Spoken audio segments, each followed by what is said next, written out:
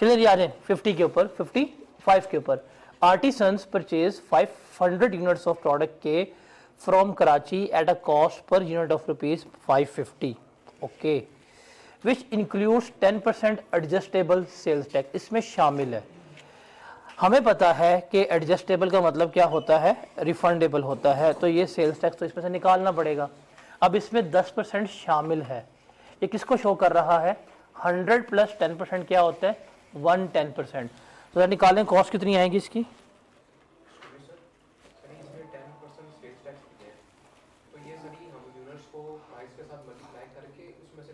आप per unit निकाल देना, आप पर यूनिट कॉस्ट रिवाइज करें। ये 550 में 10% सेल टैक्स शामिल है, ये पर यूनिट कॉस्ट है। निकाल के बताएं कितनी आती है,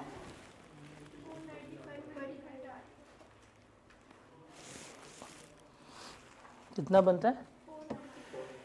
अगर टैक्स एडजस्टेबल ना होता फिर तो यही थी। तो हमने क्या करना है सबसे पहले, तो आपने कैसे निकाला ये 550, इसमें 10% सेल्स टैक्स शामिल है, तो ये किसको शो कर रहा है, 110 को डिवाइड किया 100 से मल्टीप्लाई किया, आपके पास आंसर आया, कितना आया है, ये है आपकी कॉस्ट। कहते हैं RT bought these goods to Islamabad outlet for sale purpose. 495 किसने लिखवाई है,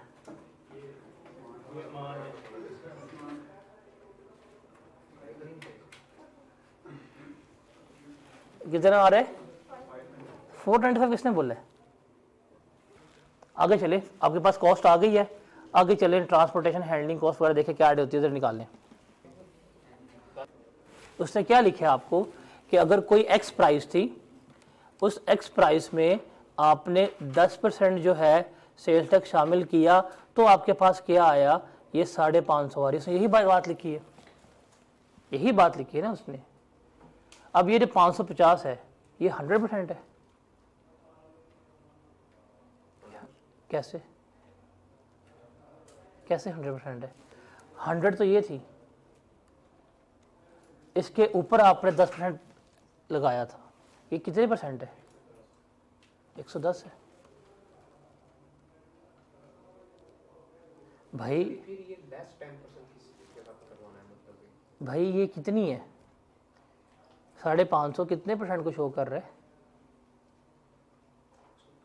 550 किसको शो कर रहा है। आगे चलें, हाँ भाई कॉस्ट कितनी आई है, टैक्स के बगैर वैल्यू कितनी आई है। अब आगे पढ़ो एमसीक्यूज़, कितनी आई है, क्योंकि अब इसमें हमने क्या करना है, ट्रांसपोर्टेशन एंड हैंडलिंग कॉस्ट जो है वो भी ऐड करनी है। क्या हमने कॉस्ट ऑफ एंट्री पढ़ा था। अब ट्रांसपोर्टेशन एंड हैंडलिंग कॉस्ट कितनी लगी है टोटल, 40,000, इसमें से 3,000 इंश्योरेंस इन ट्रांजिट का है। अगर आप लेक्चर में जाएंगे जहाँ पे आपको बताया था डायरेक्टली एट्रीब्यूटेबल कॉस्ट में जो इन ट्रांजिट इंश्योरेंस होती है, इंश्योरेंस वो तो ऐड होती है। 7,000 सेलिंग कॉस्ट तो बीच में नहीं आती है, तो हमने क्लियर पढ़ा हुआ है। तो 40,000 में से आप 7,000 लेस करवा दें तो क्या आता है 33,000। ये 33,000 आपने पे किया 500 यूनिट्स का, तो 33,000 को 500 पे डिवाइड करें क्या आंसर आता है, तो इसका मतलब ये बनेगी 66। तो 500 प्लस 66 कितना हुआ, तो कौन सा ऑप्शन बनता है पर यूनिट कॉस्ट 556। सी इसका ऑप्शन जो है वो करेक्ट ऑप्शन है। क्लियर है, आगे बताएं। 60 वाला नहीं हुआ था, आ जाए जी। Shaukat maintains perpetual inventory system as at 1 March 2022। Inventory balance was rupees 1,20,000। Goods जो हैं 253 की हैं, परचेज की हैं, वैल्यू की हैं 8,000 की रिटर्न हुई हैं। टोटल सेल्स 2858,250 की है, इसमें सेल्स 32,35,250 की है। जो कस्टमर को की है आपने 6% डिस्काउंट के ऊपर। Shaukat normally sales goods at 25% markup आ गया। Goods at sales value of 10,000 were totally damage and 60% was recovered from insurance company as compensation. ये एमसीक्यूज 4 नंबर वाले, ये वाला एमसीक्यूज जो है ये 4 नंबर का है। अगर पेपर में आपका एमसीक्यूज आएगा ना इस तरह का, ये वाला हुआ, इसका 4 नंबर है। अब ITA में पंगा मार देगा MCQs का वो। हाँ जस्ट ITA में।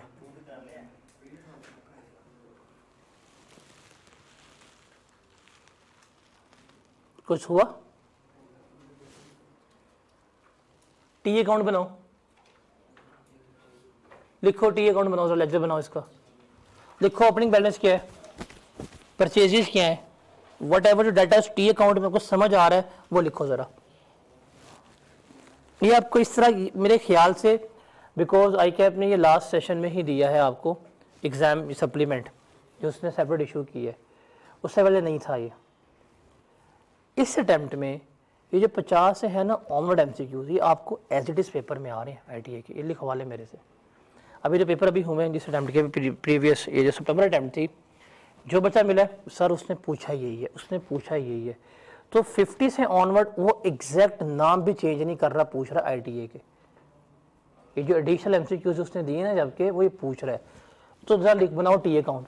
देखो टी अकाउंट में कौन कौन सी वैल्यू प्लेस करोगे इन्वेंट्री की, शाबाश।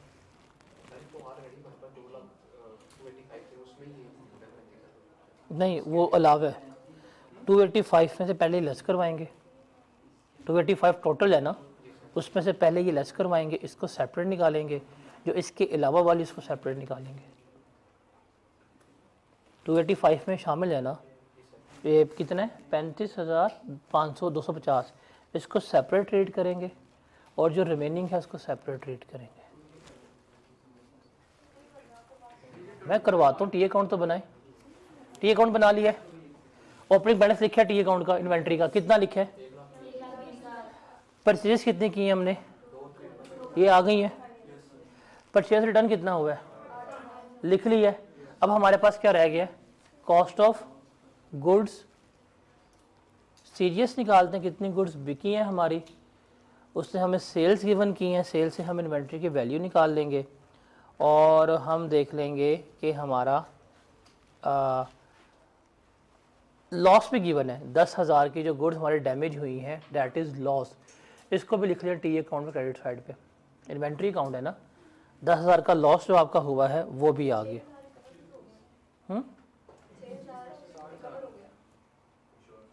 वो तो आपकी रिकवरी है, वो तो आपकी अदर इस पे जाएगी, इनकम में जाएगी, आपका लॉस 10,000 की इन्वेंट्री का रिकॉर्ड होगा, आपकी इन्वेंट्री 10,000 की गई है, कॉस्ट आप इन्वेंट्री अकाउंट बना रहे हैं, आप रिकवरी का अकाउंट थोड़ी बना रहे हैं, इन्वेंट्री आपकी 10,000 की चली गई है, हो गया लिख लिया।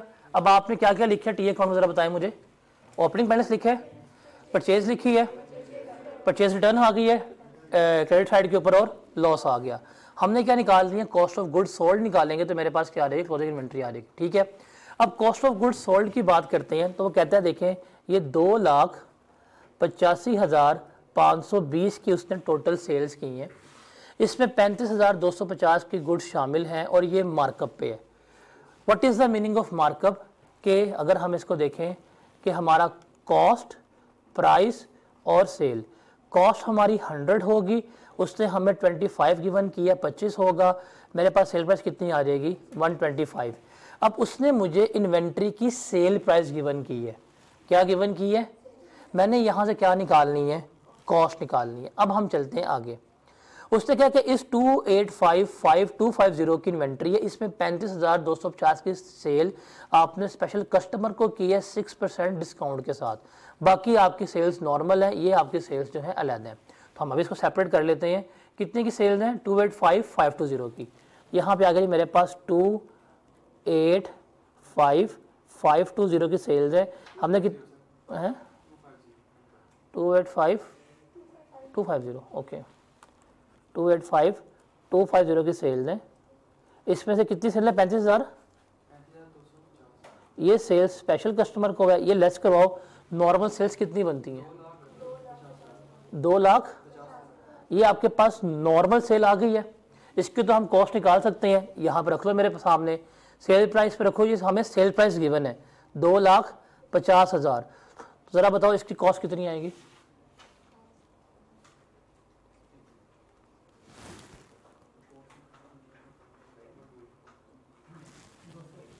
2 लाख निकालने वाला कितनी है कॉस्ट, तो कितनी कॉस्ट आई है तो इस इन्वेंट्री की आपने 2 लाख कॉस्ट निकाल ली, ये आपको लग गया पता, डन। सबकी 2 लाख आई है। अब हम निकालते हैं जो स्पेशल सेल्स है उसकी बात करते हैं। वो हमारी कितने की हुई है? 35,250 की। देखें ये जो सेल्स है ना 35,250 की, इसमें डबल परसेंटेज लग रही है। ये 35,250 की सेल है, ध्यान से पढ़ें, ये 6% डिस्काउंट के बाद है। ये किसको शो कर रही है? 35,250 6% डिस्काउंट के बाद है, तो क्या ये 94% को शो नहीं कर रही? मतलब कोई एक्स प्राइस थी, उसका हमने 6% डिस्काउंट दिया, तो मेरे पास वैल्यू क्या आई है? 35,250 आई है, यही है। तो इसका मतलब ये 35,250 आफ्टर 6% डिस्काउंट है, तो ये किसको शो कर रही है? 94% को। आप इसको अगर 0.94 पर डिवाइड करेंगे तो आपके पास एक्चुअल सेल प्राइस आ जाएगी, कितनी है? डिस्काउंट अगर ना होता तो सेल प्राइस कितनी बनती? 37,500। ये आपके पास आ गई जी actual sale price before discount, लग गई पता। अब आ जाओ आप सीपीएस में, यहाँ पे 37,500 आपको पता है सेल प्राइस है, आपका सीपीएस तो सेम ही है, प्रॉफिट आपका 25% ही है। बताएं कॉस्ट कितनी आएगी?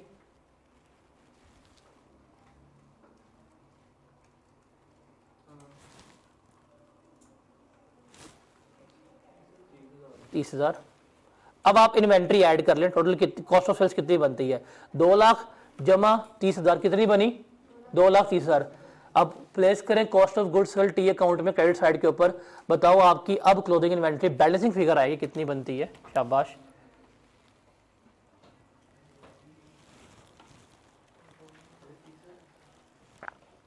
क्या हुआ है? जादू से ये 37,500 आ गया था। 37,500 किसी सीपीएस हमने लिखे, सीपीएस सबका सेम ही है ना, cost profit plus sale price. तो आपके 37,500 क्या है? सेल प्राइस है। कितने परसेंट है? 125% मार्कअप है। उसको वर्क बैक किया है, आपके पास क्या आ गया? 30,000 आ गई। क्या ये ऑप्शन कौन सा है? समझ आई? अब इसको देख लो, इसमें किसी का मसला है तो बताओ, आगे चलते हैं। फिर इसको पहले देख लो फिर आगे चलते हैं। 60वां हो गया। अब इसमें किसी का मसला, टी अकाउंट बना लिया। अब बताओ अगले, अब 63 पे है मेरा, पढ़ें जी, बताएं। ये सवाल हमने क्लास में इस तरह का सवाल किया था, लॉन्ग क्वेश्चन, अगर आपको याद हो। वो कौन सा था? आई गेस पहला जो सवाल जिसमें हमने मल्टीपल वो मार्कअप भी निकाले थे, सारा कुछ सेम वही कॉपी है। Item A B C, cost भी गिवन है आपको, सेल प्राइस मार्कअप मार्जिन भी गिवन है, कमीशन भी गिवन है, आपने वैल्यू ऑफ इन्वेंट्री जो है वो फाइंड आउट करनी है। तो एक कॉस्ट का कॉलम बनाएं, एक आप बनाएं सेल प्राइस का कॉलम बनाएं, एक आप बनाएं कॉस्ट टू सेल का कॉलम, आपके पास आ जाएगी एनआरवी। जरा करें कंपेयर जल्दी से। एक कॉलम कॉस्ट का बनेगा, एक कॉलम बनाए सेल प्राइस का, एक कॉलम बनाए सेलिंग कॉस्ट का, एक कॉलम बनाए एनआरवी का। आपके पास चलेगा पता कि इन्वेंट्री किस अमाउंट के ऊपर आपने रिकॉर्ड करनी होगी।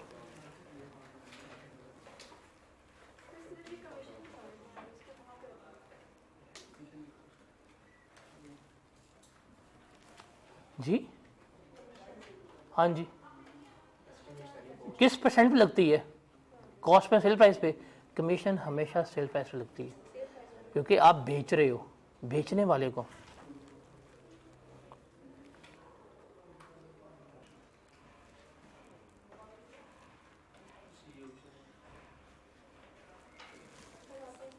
क्या आंसर आया? ये हो गया 63। नेक्स्ट कौन सा था जो किया है आपने? 69 था, 70 था? बताएं जल्दी से। और भाई अगला कौन सा था? इसमें स्ट्रेट आपका इन्वेंट्री कार्ड बनना है, इसमें क्या मसला है? तो मैंने तो आपको शॉर्टकट बताया है। आपके पास जो परचेज हो रही हैं वो ऐड कर लें, जो सेल्स हो रही हैं वो लेस करवा दें, सिंपल सी बात है।